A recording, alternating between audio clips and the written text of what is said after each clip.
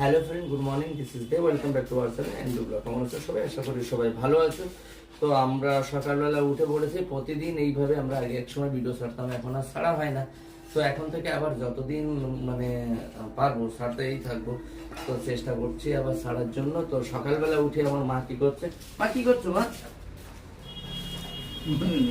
মনে নেই, ঠিক আছে, আমার মার মনে থাকে না। আমার মা কি করছে কে জানে কি করছে।